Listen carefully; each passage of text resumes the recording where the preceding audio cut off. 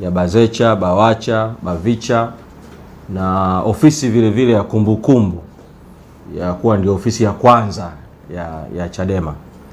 Tumelazimika kukutana na nyinyi hapa kwa sababu tumetoka Mahakama Kuu kwenye kesi ya Jamhuri dhidi ya mwenyekiti Tundu Lissu, kesi ya uhaini. Lakini kama ambavyo nyinyi wanahabari mnafahamu, na kuliweka tangazo mahakamani la zuio kwamba pale maeneo ya mahakama hairuhusiwi kuzungumza na vyombo vya habari. Kwa hiyo ndio maana tumekuja kuzungumza hapa, ingawaje tunazungumza tukiwa hatukubaliani na hilo zuio, na tutatafakari kama chama kwa kushauriana na mawakili wetu wa chama ambao ni maafisa wa mahakama juu ya chama kichukua hatua gani kuhusiana na zuio hilo ambao sisi tunaliona linakiuka haki za msingi. Principle mojawapo muhimu sana ya kisheria ni kwamba haki inabidi itendeke na haki inabidi ionekane ikitendeka. Sasa haki ikitendeka na ikionekana ikitendeka, njia mojawapo ni mahakama kuwa wazi. Sasa ni mahakama ya umma, ni public court, inapaswa kuwa open court. Haiwezi kuendeshwa kwa siri, haiwezi kuendeshwa kwa kificho, na vyombo vya habari havipaswi kuzuiwa kutimiza wajibu wao na haki za kikatiba na haki za mikataba ya kimataifa juu ya uhuru wa kupokea habari na uhuru wa kutoa habari. Kwa katika hatua sasa, wakati chama kikiendelea kutafakari na mawakili wa chama juu ya hatua za kuchukua, nitoe mwito tu kwa Jaji Mkuu wa Tanzania, kwa sababu naamini mimi asili ya zuio hili ni kauli yake mojawapo ambayo alitoa mahali fulani kuhusiana na masuala ya utolewaji wa kauli nje ya mahakama. Naamini kauli yake hiyo kwa vyovyote vile natumaini itakuwa imefuatiwa na maelekezo mengine ya kiutawala ndani ya mfumo wa kimahakama ambao imesababisha sasa mahakama zetu kuweka utaratibu ambao ni kinyume na haki ya kutoa habari, na imeminya hata haki za mawakili ambao ni maafisa wa mahakama kuzungumza katika eneo lao la kazi ambalo ni mahakamani. Kwa Jaji Mkuu atoe maelekezo ya kiutawala na jaji kiongozi atoe maelekezo ya kiutawala ambao yataondoa aibu hii kwa mahakama na uvunjaji huu wa haki ya uhuru wa habari ambao unaendelea katika Mahakama Kuu. Kwa wakati hayo yakiendelea, nizungumzia yaliyotokea leo mahakamani bila kuingilia uhuru wa mahakama na bila kuingilia maamuzi yaliyoko mahakamani. Na kwa sababu hiyo nitajikita kwenye, kwa sababu niliandika ambacho kilizungumzwa mahakamani, nitasema kwa kadiri ambavyo nimekiandika kwa kusikia.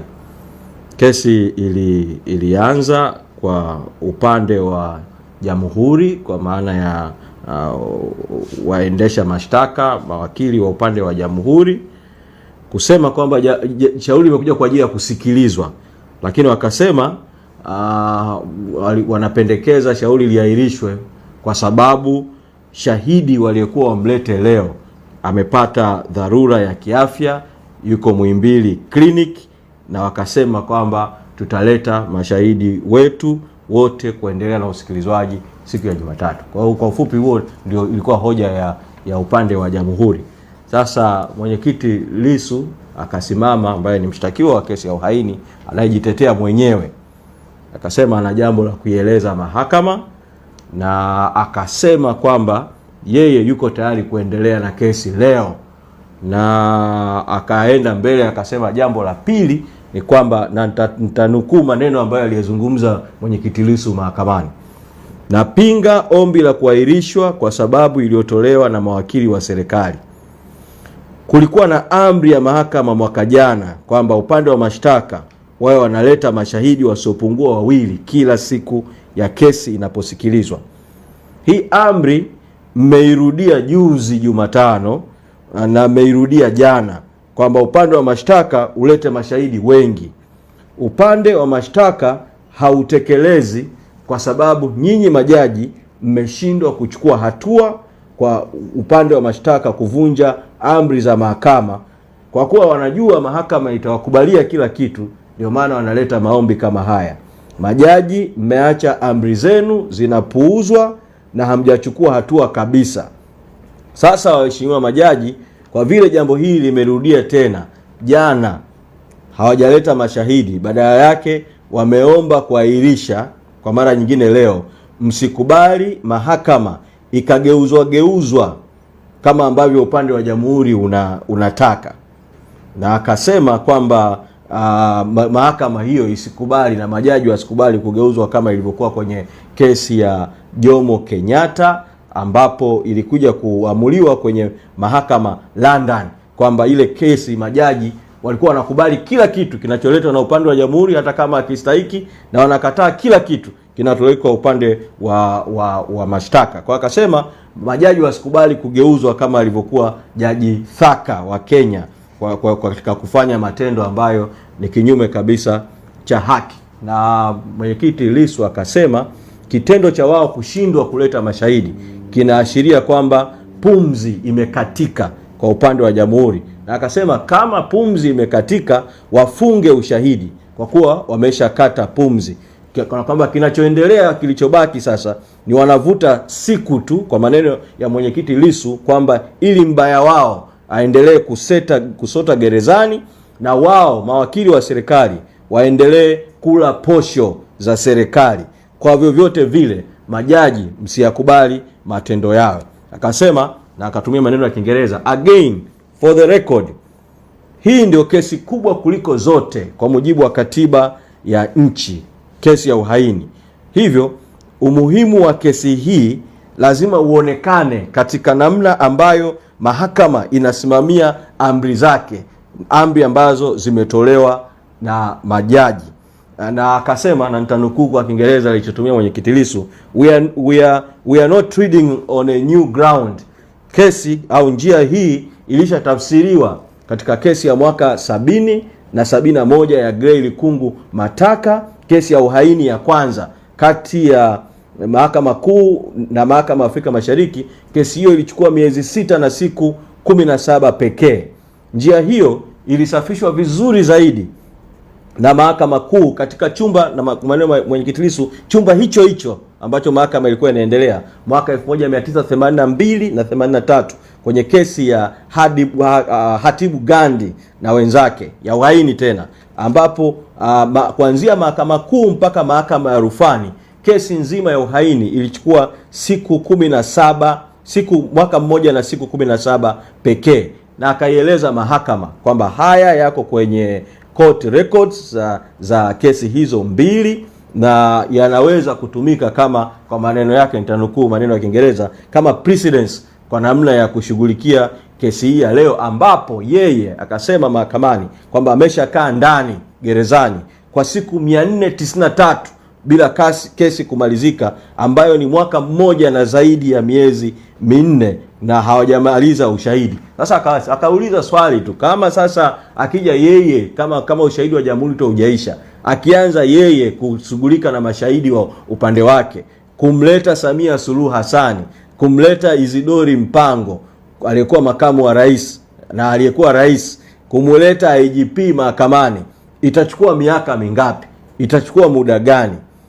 Na akatoa neno tu akasema, sasa mpaka majaji simtakuja kuritaya, kesi haijaisha. Kwa hili alikubaliki, na vinginevyo mahakama itageuka kuwa kangaroo court. Kwa hiyo walete mashahidi, ilisho isikubaliwe, walete mashahidi kama ambavyo ilikubaliwa jana. Kwa hiyo haya ndio hoja na maelezo ambayo mwenyekiti Lissu aliyatoa mahakamani. Upande wa jamhuri ukayajibu kwamba wamemsikia akisema, na upande wa jamhuri ukasema mashahidi ni wanadamu na wao wanaweza kupata changamoto, na changamoto inaweza kutokea muda wowote, na lakini wanakiri kwamba bado wana mashahidi wengi, lakini sio lazima walete mashahidi wote, na wanaleta mashahidi kwa kadiri ya prosecution plan. Nitatumia maneno waliotumia, prosecution plan yao ilivyo, kama walivyoipanga na vile ambavyo wamejiwekea utaratibu wa kuandaa mashahidi wao. Na pengine inaweza ikawa kwamba shahidi wanataka kumleta ni wa mwisho. Kwa hiyo kama shahidi amepata dharura, hawezi kulazimika kuleta shahidi wakati wamejiandaa kwa namna ambavyo wamejiandaa. Kwa hiyo basi, na mahakama imepewa mamlaka kwa mujibu wa sheria ya uendeshaji wa makosa ya jinai kuweza kutoa adjournment kwa maneno yao, kama nitanukuu neno walotumia, kama kuna reasonable ground kwa maneno ambayo wametumia, na kwamba wakaahidi kwamba wataleta mashahidi wao wote siku ya ndani ya session hii katika kikao hiki na hawapendekezi kwamba iletwe kwenye kikao kingine cha mahakama, na kama wanapendekeza kwamba siku ya Jumatatu ya ahirisho walete mashahidi wao wote siku ya Jumatatu.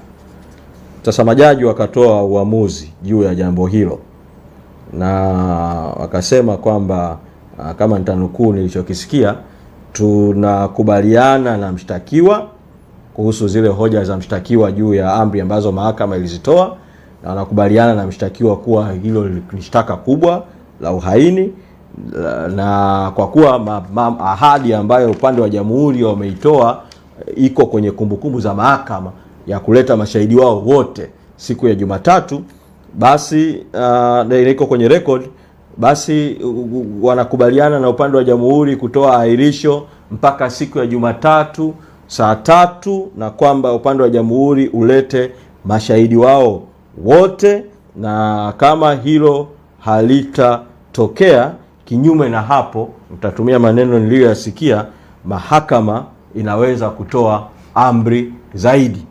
Kwa hayo ndiyo yaliyojiri mahakamani siku ya leo. Sasa sitaki kuzungumza kwa kirefu sana juu ya msimamo wetu kama chama kutokana na haya yaliyotokea na kauli yetu kama chama. Sababu niliamua kufanya kazi ambayo kimsingi mlipaswa muipate moja kwa moja mahakamani, kuhusu mtiririko wa mahakamani mwepo, muipate vivyo kutoka kama wakili, wafanye briefing pale nje ya mahakama, lakini kwa sababu ya hilo zuio lilotolewa huko mahakamani, hilo limeshindikana.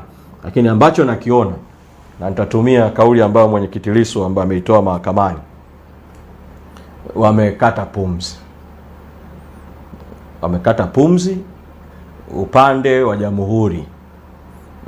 Wana shida katika kupata mashahidi, na hii inadhihirisha tulichokisema toka awali kama chama, kwamba hapa hakuna kesi yoyote ya msingi ya uhaini, ni kumuumiza tu mwenyekiti gerezani, kumpotezea muda wa kuwa gerezani, kutumia pesa za umma za mashauri, gharama za majaji, gharama za mawakili, gharama za magereza, gharama za polisi wanaojaa kwa halaiki na magari mengi pale nje ya mahakama, kwa kitu ambacho upande wa jamhuri unapaswa tu katika hatua sasa, bila kuingilia uhuru wa mahakama. Mambo ya mahakama kuamua yatamua inavyotaka kuamua yenyewe kwa mujibu wa haki, lakini waliopeleka kesi ni jamhuri. Jamhuri ni umma wa Tanzania na serikali na vyombo vyake. Sisi ni sehemu ya umma wa Tanzania. Sisi hatuamini, na Watanzania wengi hawaamini kwamba Lissu ni mahaini. Kwa neno jamhuri linatumika vibaya. Kimsingi ni kesi ya serikali. Sasa kwa sababu ni kesi ya serikali, kuna mtu ana mamlaka kwenye katiba ya nchi kuhusiana na kesi. Mwendesha mashtaka wa serikali DPP. Bado tunasisitiza mwendesha mashtaka wa serikali DPP apeleke mahakamani hati ya kutokuwa na nia ya kuendelea na kesi, kwa maana ya nolle prosequi. Kesi ifutwe, kesi iondolewe mahakamani, kwa sababu haina maslahi yoyote kwa taifa, haina nia yoyote ya maana ya kutenda haki, haina nia njema yoyote. Mpaka sasa kama ni kuona, wanaweza wao wenyewe kuona tu kwa aina ya mashahidi wao na ushahidi wao na yote yaliyotokea mahakamani mpaka sasa, wakafanya maamuzi ya kiutawala kuiondoa hii kesi mahakamani ili kutoendelea kupoteza muda wa mahakama. Nisingependa vile kuzungumzia juu ya uamuzi wa leo wa majaji kama ulikuwa wa haki au la, kutokana na hoja ambazo mwenyekiti Lissu amezisema. Hiyo mnaweza kuenda kupata maoni ya mawakili, maoni ya wanasheria na maoni ya viongozi wengine wa chama. Wanaweza kutoa kauli baada ya mimi kueleza haya ambayo yametokea mahakamani. Lakini ambacho nawaomba Watanzania, kwa kuwa mahakama imeshatoa amri kwa jamhuri siku ya Jumatatu saa 3 asubuhi Jamhuri ilete mashahidi wao wote. Manake ni kwamba usikilizaji wa mashahidi kwa upande wa Jamhuri unaelekea ukingoni. Kwa hiyo siku ni siku muhimu, wa Tanzania na wanachadema wajitokeze kwa wingi mahakamani siku ya Jumatatu saa 3 asubuhi ili kuendelea kusikiliza huo ushahidi wa mwisho kama bado upande wa Jamhuri utaendelea kuwa king'ang'anizi wa kuendeleza kesi isiyokuwa na msingi wowote, isiyokuwa na uhaini ndani yake, kesi ambayo haina msingi inapaswa kufutwa. Kama wataamua kuendeleza, basi umma wa Tanzania tukutane mahakamani siku ya Jumatatu saa 3 kwa ajili ya shauri hili. Lakini dalili zote zinaonyesha kwamba upande wa serikali na Jamhuri ama wameshakata pumzi kabisa au wanaelekea kukata pumzi. Tundu Lissu anastahili kuwa huru, kwa sababu sisi kama chama tunaamini sio mhaini. Kwa hayo ndio naweza nikayasema kuhusiana na yale yaliyojiri mahakamani na msimamo wetu. Unless kama kuna swali nitakuwa huru kujibu swali kama kuna swali, lakini kama hakuna swali, kwa kweli kuna swali moja. Karibu. Asante. Umewaita wanachama waje mahakamani, lakini tunaelewa kwa sasa kuna huo ulinzi mkali na mara kadhaa kumetokea rabsha baina ya wafuasi, wapenzi na wanachama wa Chadema na jeshi la polisi. Wito huu mnahakikisha vipi kwamba wanachama wenu watasalia salama, wataingia mahakamani, watafuatilia shauri na hakutakuwa na kusigana nje na watu kuumizwa kama ambavyo imetokea nyakati hizo? Sisi tunaamini mahakama ni mahakama ya umma, ni mahakama ya wazi, ni open court, na mahakama inatakiwa iweke utaratibu ambao haki itatendeka na itatendeka. Kwa hiyo tunaamini kwamba watu wana uhuru kuja mahakamani, na ndio maana tunasisitiza watu waje mahakamani. Chumba cha kwanza cha mahakama pale Mahakama Kuu ni kikubwa, kina sehemu ya chini, kina sehemu ya jukwaani juu. Kwa hiyo kinaweza accommodate watu wengi tu wa kutosha kuwepo mahakamani, na chumba kitakapojaa huko utaratibu unaweza kuweka watu wengine kusubiri mahali pengine kufuatilia kesi inavyoendelea na kusubiri matokeo ya kesi. Kwa hiyo sisi tunasisitiza tu kwamba hilo lifanyike na umma ujitokeze. Sasa tunavikoshe vyombo vya dola, polisi wamekuwa wakitumia madaraka yao ya mabavu ya silaha vibaya, kinyume cha sheria. Wao wana wajibu wa kulinda usalama, hawana haki wala wajibu wala mamlaka ya kupiga raia yote anayekuja mahakamani. Kwa tutarajii kwamba vyombo vya dola vipige watu wanaokuja mahakamani, na tunatoa mwito kwa jumuiya ya kimataifa kujitokeza na yenyewe mahakamani, ndani ya viunga vya mahakama na nje ya viunga mahakama, ili Tanzania imulikwe juu ya kinachoendelea. Na tunatoa mwito kwa vyombo vya habari, mnafanya kazi nzuri, asanteni, hongereni katika mazingira magumu ya kuzuiwa. Mfahamu kwamba mna wajibu wa kuwepo ndani ya mahakama, kwa sababu hamjazuiwa kuwepo ndani ya mahakama. Mna wajibu wa kuwepo ndani ya mahakama, lakini mna wajibu vivyo wa kuwepo nje ya mahakama. Sasa nyinyi mna uhuru wa kupata habari na kutafuta habari. Msiishie tu kujifungia ndani ya chumba cha mahakama. Vyombo vya habari viko vingi, vingine viwe nje, viripoti matukio ya nje. Mimi naamini polisi wakimulikwa na kamera wakati wananchi wanakuja mahakamani, polisi watapata hiyo hofu kwamba mwanga wote wa kamera unawamulika juu ya matendo yao. Hamjazuiwa kukaa nje ya mahakama na kurekodi kinachotokea mahakamani. Kwa hiyo mna wajibu kama muhimili wa 4 wa dola, fourth estate, informal fourth estate, muhimili wa dola, kulinda raia. Na mahali pa kulinda raia kwa kamera zenu, kwa vinasa sauti vyenu, ni kuwepo vile eneo la nje ya mahakama siku ya Jumatatu. Kwa mwepo ndani, mwepo na nje, naamini mambo yote yatamalizika kwa haki bila na kwa usalama. Kwa mimi ni imani yangu ni hiyo. Na nisisitize kwa mamlaka za mahakama zisikubali mahakama ikatekwa na vyombo vya dola. Mtuhumiwa analindwa na magereza. Magereza wafanye kazi yao ya ulinzi wa mtuhumiwa. eneo la mahakama lina taratibu za ulinzi za kawaida tu. Kitendo cha mahakama kuruhusu polisi kuteka mahakama inaondoa ukubwa na uhuru na nitatumia neno la kiroho kidogo, utukufu na utakatifu wa mahakama. Ukiingia pale mahakama kuu, mbele ya mahakama kuu huoni picha ya Samia Suluhu Hassan kama ambavyo ofisi nyingine za umma zilivyo. Ukiingia mahakama kuu, kwenye chumba kile kikuu cha mahakama, mbele unaona nembo ya taifa. Tafsiri ya ile ni kwamba pale ni mhimili wa haki, sio mtoto wa serikali, si mtu wa kwamba anaagizwa tu kufanya kitu ambacho akistahili. Sasa hivi sisi tunasema kwamba kuna serikali haramu, kuna serikali batili. Tunasema kuna bunge haramu, kuna bunge batili. Katika mazingira ya vyombo vinavyopatikana kwa uchaguzi kuwa havikubaliki, havina legitimacy, havina credibility, mahakama ndio inakuwa kimbilio la haki. Sasa kama kimbilio la haki na yenyewe litatekwa na watu wenye fikra haramu, batili, katili, dhalimu, nchi hii itaserereka kwenye mserereko mbaya sana. Kwa mimi kauli yangu na rai yangu na ombi langu kwa unyenyekevu mkubwa kwa watendaji wote wenye mamlaka kwenye muhimili wa mahakama, kutazama jambo la kesi ya uhaini, kwa sababu ndio kesi kuu kuliko zote katika katiba ya Jamhuri ya Muungano. Sio jambo la majaji watatu tu wanaoisikiliza ile kesi, sio jambo la msajili wa mahakama ya Dar es Salaam na mamlaka za utawala za mahakama kuu ya Dar es Salaam.